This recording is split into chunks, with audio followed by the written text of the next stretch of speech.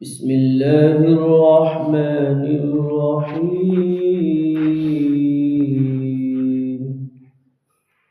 وكذلك بعثناهم ليتساءلوا بينهم قال قائل منهم كم لبثتم قالوا لبثنا يوما أو بعض يوم قالوا ربكم أعلم بما لبثتم فابعثوا أحدكم بورقكم هذه إلى المدينة فلينظر أيها أزكى طعاما فليأتكم برزق منه وليتلطف ولا يشعرن بكم أحدا. سبحان.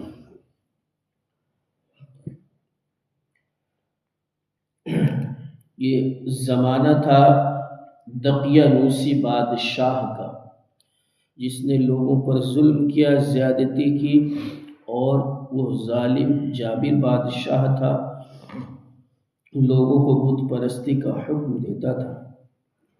تو اللہ کے مقدس و متبرک بندے 7 جنہیں اصحاب کہف کہا جاتا ہے، انہوں نے ایمان بچانے کی وجہ سے اللہ کے خوف، اللہ کی خشیت ان کے دل میں موجود تھی، انہوں نے اپنا ایمان بچایا اور اس کے ظلم سے بچنے کے لیے ایک غار میں وہ پناہ گزین ہو گئے اور 309 سال تک ایسے ہی سوتے رہے۔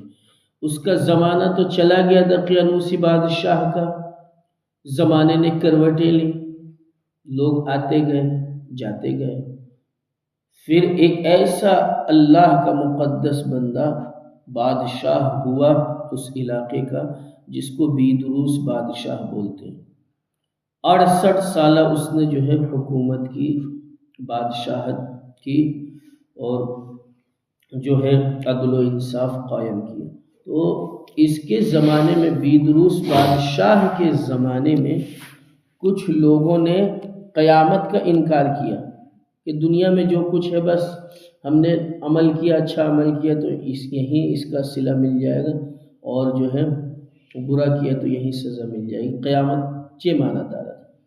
بعث بعد الموت کا انکار کیا، مرنے کے بعد دوبارہ زندہ ہونا، یہ ہم نہیں مانتے۔ تو اتنا نیکوکار بادشاہ تھا جس کو بیدروس بادشاہ بولتے ہیں، تو اس نے جو ہے لوگوں کو سمجھایا، لوگ نہ مانے تو ایک کمرے میں بند ہو گیا، اللہ کی عبادت کی اور اللہ سے رو کر عرض کیا، مالک و مولا یا الہ العالمین، یہ میری رعایا قیامت کا انکار کرتی ہے، بعث بعد الموت کا انکار کرتی ہے، مالک و مولا تو ان پر قیامت کی ایسی نشانی ظاہر فرما دے جس سے انہیں قیامت کے حق ہونے پر جو ہے دلیل مل جائے، اور بعث بعد الموت، مرنے کے بعد دوبارہ زندہ ہونے کی ان کے پاس دلیل آ جائے۔ بادشاہ نے دعا کی۔ وہ جو اصحاب کہف کا جو غار تھا، تو اسی علاقے میں ایک چرواہا بکریاں چرانے جاتا تھا، تو اس نے جو ہے سوچا کہ اب بکریاں چراتا ہوں، تھک جاتا ہوں، تو وہ دیوار جو اصحاب کہف کی، جو اس بادشاہ نے کیا، یعنی دقیانوسی بادشاہ نے دیوار چنوا دی تھی تاکہ اصحاب کہف اسی میں جو ہے کیا ہو جائیں، مر جائیں، اس نے یہ سوچ کے، تو اس نے جو ہے وہ دیوار گرائی۔ جیسے ہی دیوار گرائی، وہ اللہ کے نیکوکار بندے اٹھ گئے، اور اللہ نے فرمایا وَكَذَلِكَ بَعَثْنَاهُمْ، ہم نے ایسے ہی انہیں جگا دیا۔ اللہ فرماتا حشاش و بشاش طبیعتیں تھیں ان کی، جیسے ہی اٹھے، ایک یملیخا مقسلمین، سب نے ایک دوسرے کو سلام کیا، اللہ کا شکر ادا کیا، تو سب آپس میں کہنے لگے کہ کتنے دن سوئے؟ تو ایک نے کہا کہ ارے صبح سوئے تھے، اب شام کو اٹھے ہیں، ایک دن سو لیا ہم نے۔ دوسرے نے کہا نہیں ایک دن سے کچھ کم سوئے ہیں۔ سمجھ میں آئی بات؟ یہ تو اٹھ گئے، تو آپس میں یہ بات ہوئی کہ نہیں ایک دن سے کم سوئے ہیں۔ ایک نے کہا کہ نہیں، ایک دن ہو گئے سوتے، صبح سوئے تھے، شام ہو گئی ہے، اب اٹھو۔ تو فیصلہ یہ ہوا کہ ارے یہ تو بعد کی بات ہے، پہلے جو ہے بھوک لگی ہے 309 سال کے بعد اٹھے اور کہا بھوک لگی ہے، جاؤ پہلے کچھ بازار سے ہوٹل سے کچھ لے کر آؤ، تو اور ایسا کھانا دیکھنا جو کم پیسے میں زیادہ ہو تاکہ ہم سب لوگ کھا لیں۔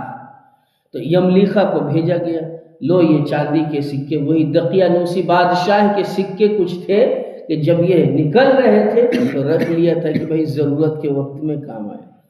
تو وہ سکے بھی ایسے ہی موجود، سمجھ میں آ رہی؟ وہ سکے جو ہے یملیخا نے لیا، حضرت یملیخا نے، وہ بازار گئے، بازار میں ایک ہوٹل پہ گئے، انہوں نے کچھ چند روٹیاں کچھ ساز و سامان لیا، بتایا کہ اتنے ہو گئے، تو انہوں نے وہی سکہ دقیانوسی سکہ نکال کر دیا۔ اب جو ہے دیکھنے کے بعد شاپ کیپر تو کہتے ہیں، دکاندار نے جو ہے دیکھا تو وہ سمجھ گیا کہ اس کے پاس کوئی خزانہ ہاتھ آیا ہے، یہ کون سا سکہ ہے؟ یہ تو دقیانوسی بادشاہ کا سکہ ہے۔ تو وہ سمجھا کہ کوئی خزانہ اس کے ہاتھ آیا ہے، اس نے کہا یہ سکہ کیوں دے رہے ہیں؟ ابھی کا جو چل رہا ہے وہ دو۔ ہمارے پاس تو یہ کیا بھی نہیں چل رہا۔ جب یملیخا شہر کے اندر داخل ہوئے تو دیکھا لوگ حضرت عیسیٰ علیہ السلام کی تعریف کر رہے ہیں، اللہ اس کے رسول کی حمد بیان کر رہے ہیں، اور زیادہ جو ہے تعجب میں پڑ گئے۔ ارے کل تک تو جو ہے یہ ظالم بادشاہ لوگوں کو قتل کرتا تھا، کوئی عیسیٰ کا نام لے لیتا تھا تو قتل کر دیتا تھا، بت پرستی کا حکم دیتا تھا، اور یہ شہر کا ماحول اچانک کیسے چینج ہو گیا؟